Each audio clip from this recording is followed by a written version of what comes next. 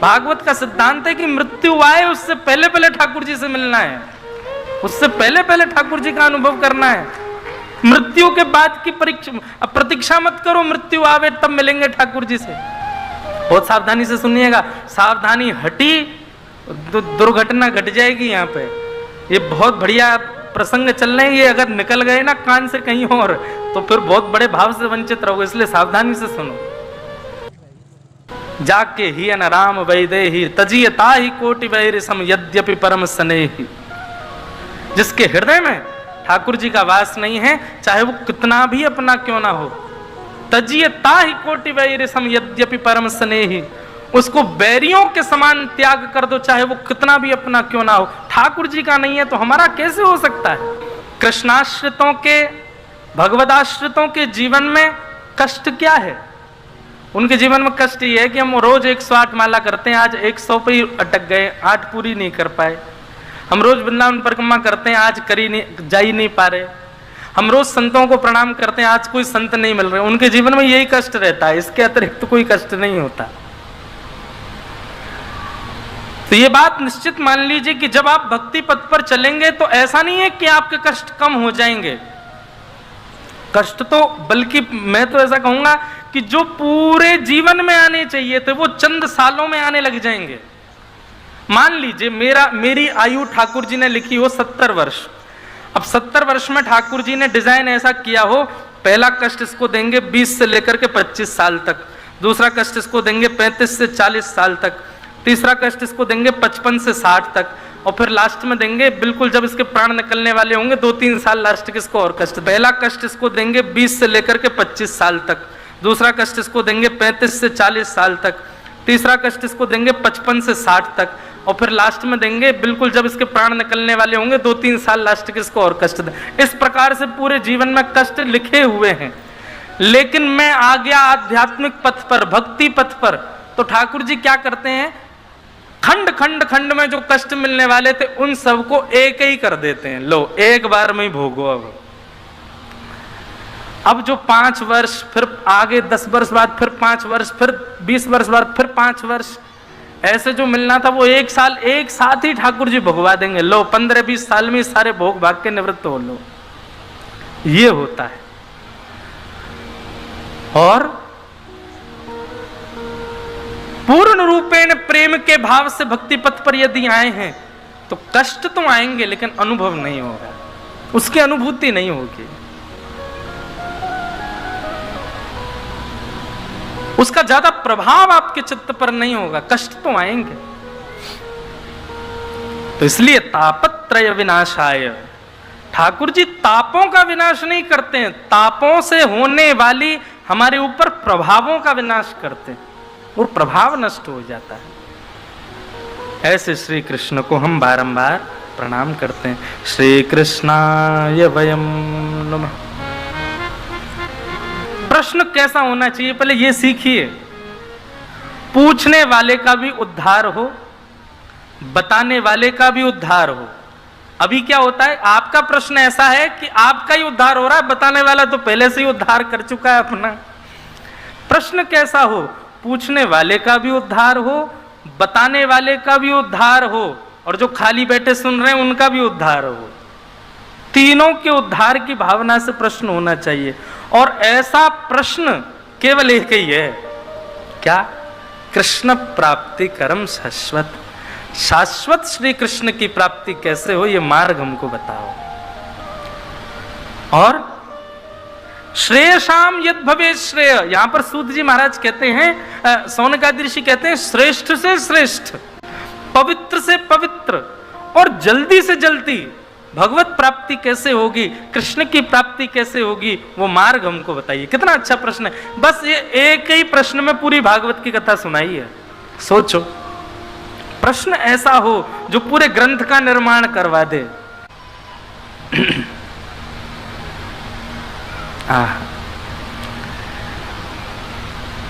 सौनकादि ऋषि कह रहे हैं सूत जी महाराज से, भगवान श्रेष्ठ से श्रेष्ठ, पवित्र से पवित्र, जल्दी से जल्दी भगवत प्राप्ति का साधन क्या है, कृपा करके हमको बताइए। सूत जी महाराज ने जैसे ही प्रश्न सुना, प्रश्न सुनते ही सूत जी महाराज परम आनंदित हो गए और आनंदित होते ही कहते हैं कि कालव्यालम खग्रास त्रास निर्णास हेतवे श्रीमद्भागवतम शास्त्रम कलौकीरेण भाषितम। बहुत ध्यान से सुनिएगा। सौनकादि ऋषि कहते हैं कालव्याल मुखग्रास त्रास निर्णास हेतवे श्रीमद्भागवतम शास्त्रम कलौकीरेण भाषितम।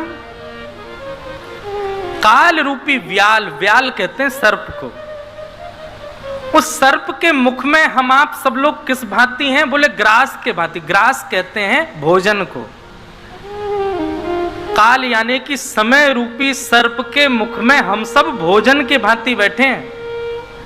बस ये समझ लो अभी तक हम जीवित क्यों हैं? क्योंकि हमारे समय रूपी व्याल का पेट भरा हुआ है। जिस दिन उसको भूख लगी आई उसी दिन हमको खा जाएगा, हमारी मृत्यु हो जाएगी। मृत्यु का मतलब क्या है? उस फलाने व्यक्ति की मृत्यु हुई मतलब उसके समय रूपी व्याल को भूख लगी, उसने पा लिया। हम लोग जीवित बैठे मतलब हमारा समय रूपी व्याल अभी भी उसका पेट भरा हुआ है। कालव्याल मुखग्रास त्रास निर्णास हेतवे श्रीमद्भागवतम शास्त्रम कलौकीरेण भाषितम। तो ये बात तो सिद्ध है कि व्याल को भूख तो एक दिन लगनी है। बहुत सावधानी से सुनिएगा, सावधानी हटी तो दुर्घटना घट जाएगी। यहाँ पे ये बहुत बढ़िया प्रसंग चल रहे हैं, ये अगर निकल गए ना कान से कहीं और तो फिर बहुत बड़े भाव से वंचित रहोगे, इसलिए सावधानी से सुनो। काल रूपी व्याल को भूख तो लगेगी, आज नहीं तो कल लगेगी, कल नहीं तो हो सकता आज रात को ही लगे आवे, और ये भी हो सकता है 1 घंटे बाद ही लगे आवे, कभी भी लग सकती है उसको भूख। और जैसे भूख लगेगी हमारा गोविंदाय नमो नमः, तो उसको भूख लगे उससे पहले पहले भगवत प्राप्ति हमको करनी है। भागवत में एक नया सिद्धांत है। अभी तक हमको यह सिद्धांत पता था कि मृत्यु के बाद हमको ठाकुर जी से मिलना है, लेकिन नहीं, भागवत का सिद्धांत है कि मृत्यु आए उससे पहले पहले ठाकुर जी से मिलना है, उससे पहले पहले ठाकुर जी का अनुभव करना है। मृत्यु के बाद की प्रतीक्षा मत करो, मृत्यु आवे तब मिलेंगे ठाकुर जी से। हर क्षण अंतिम हो सकता है, उससे पहले पहले भगवत प्राप्ति कर लो। और वो भगवत प्राप्ति कैसे होगी? बोले श्रीमद् भागवतम शास्त्रम। ये भागवत रूपी जो शास्त्र है ना, इस शास्त्र में जितने भाव बताए गए हैं, जितने मार्ग बताए गए हैं, जितने रूप अनुरूप बताए गए हैं, उन सबका पालन करना प्रारंभ कर दो बस, और कुछ नहीं करना, कृष्ण प्राप्ति हो जाएगी। बहुत सरल और सहज उपाय। और ये बात यहां पर सूत जी कह रहे हैं, सौनकादि ऋषि सुन रहे हैं। ऐसा समझोगे तो हो सकता है कहीं ना कहीं आपके मन में ये भाव आ जाए कि पुष्ट है कि नहीं। स्वयं श्रीमद् भागवत में भगवान कृष्ण कहते हैं, ये वही भगवतः प्रोक्तः उपाय आत्मलब्धये।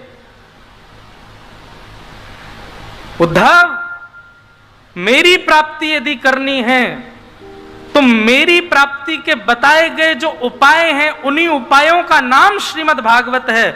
उन उपायों पर अंजः पुंसाम विदुषाम, आंख बंद करके चलने लग जाओ उस उपाय पर, मेरी प्राप्ति तुमको हो जाएगी, उस पर कोई संशय नहीं है। तो बंधुओं, कृष्ण प्राप्ति का प्रश्न पूछा है, उत्तर में सूत जी कह रहे हैं श्रीमद् भागवत शास्त्र में जितने भी मार्ग बताए, जितने भी भाव बताए, जितनी भी अवस्थाएं व्यवस्थाएं नियम कानून बताए गए, उन सब का पालन करना प्रारंभ कर दो, श्री कृष्ण प्राप्ति हो जाएगी, निश्चित है।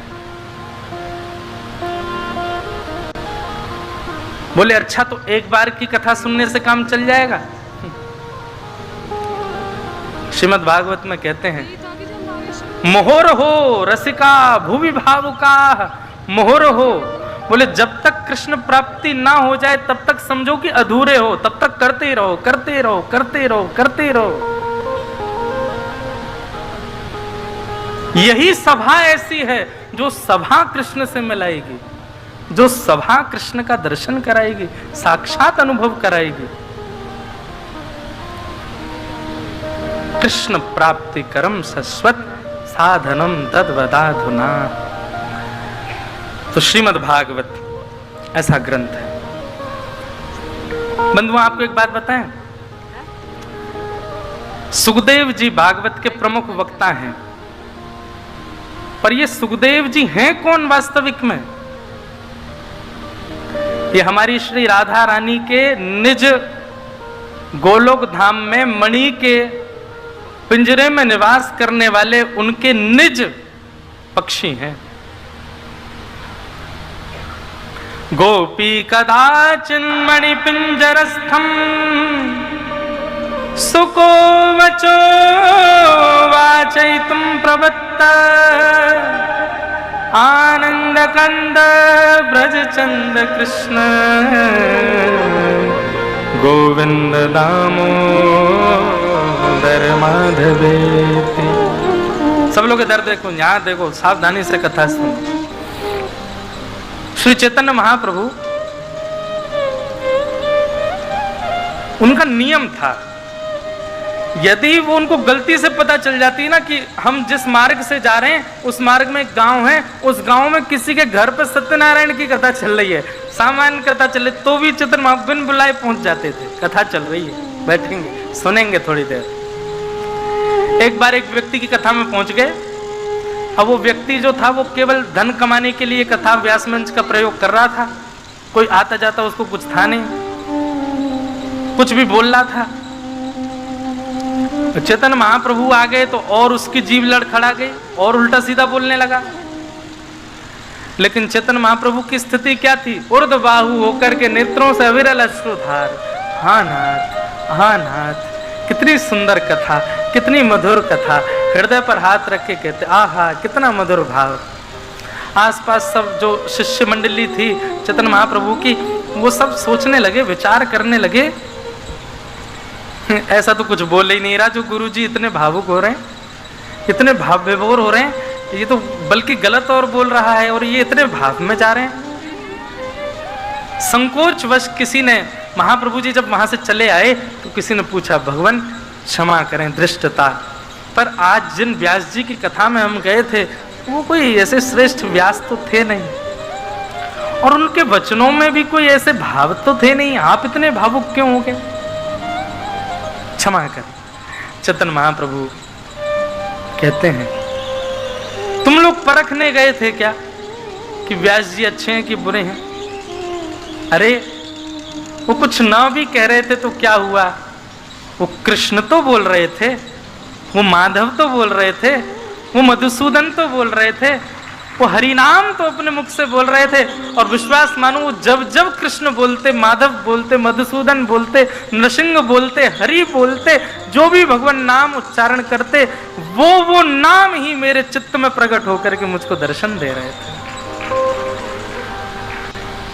उनसे ये शिक्षा हमने प्राप्त की कि कभी किसको परखिए मत।